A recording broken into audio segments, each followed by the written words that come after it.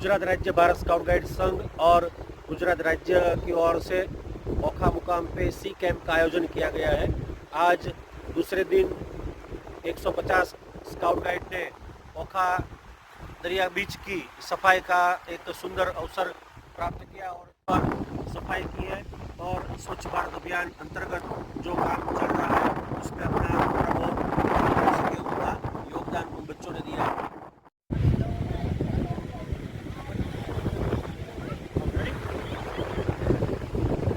गुजरात राज्य Bharat scout guide संघ ने गुजरात राज्य सरकार द्वारा सी कैंपનું આયોજન કરવામાં આવ્યું છે। નરેન્દ્રભાઈ મોદી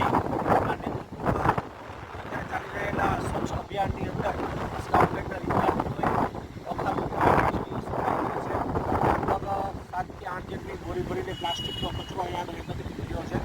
આ વિદ્યાર્થીઓ દ્વારા સમાજની વિકાસની તાલીમના ભાગરૂપે